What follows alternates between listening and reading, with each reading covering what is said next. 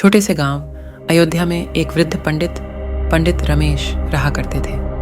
उनका ज्ञान और भक्ति पूरे गांव में प्रसिद्ध थे। हर दिन शाम को उनके आंगन में सत्संग होता, जहां वे रामायण की कहानियों का वाचन करते और उनके भीतर छिपे गहरे अर्थों को समझाते।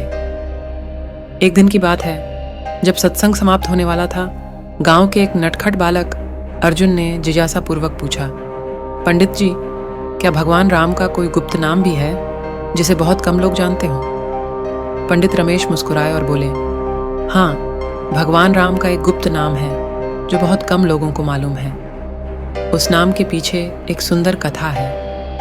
क्या तुम सब उसे सुनना चाहोगे? सभी ने एक साथ हाँ में सिर हिलाया।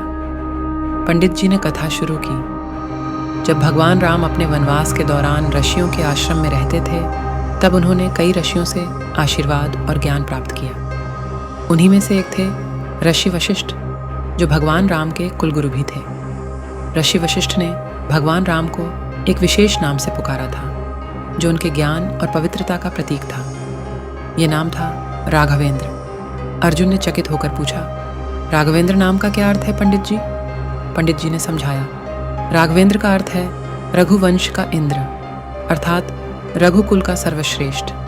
भगवान राम को यह नाम उनके उच्च आदर्शों, मर्यादा और धर्म पालन के कारण दिया गया था। ऋषि वशिष्ठ ने भगवान राम को यह नाम इसलिए दिया क्योंकि उन्होंने अपने जीवन में जो आदर्श स्थापित किए वे अद्वितीय थे। अर्जुन ने फिर पूछा, पंडित जी, क्या कोई और भी नाम है जो भगवान राम के लिए गुप्त हो? पंडित जी ने उत्तर दिया, हाँ, एक और नाम है रामभद्र। ये नाम भी विशेष है और इसका अर्थ है प्यारा राम। इस नाम का उपयोग भगवान राम के अत्यधिक भक्तों द्वारा किया जाता है, जब वे उनसे व्यक्तिगत और गहरे प्रेम का अनुभव करते हैं। सभी बच्चे और गांव के लोग इस कहानी को सुनकर अत्यंत प्रसन्न हुए। पंडित रमेश ने कहा, भगवान राम के हर नाम में उनकी महिमा और गुणों का वर्णन छिपा है। जब हम भगवान के किसी भी नाम का स्मरण करते हैं, तो हमें उनकी दिव्यता और आदर्शों का स्मरण करना चाहिए।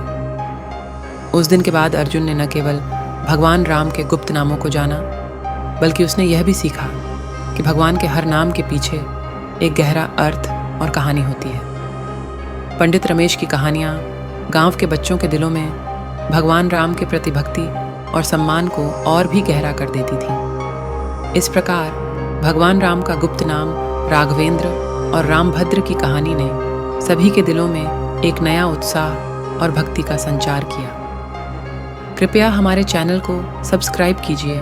साथ ही आप लोगों की अपनी जो राय हो उसे कमेंट बॉक्स में साझा करें।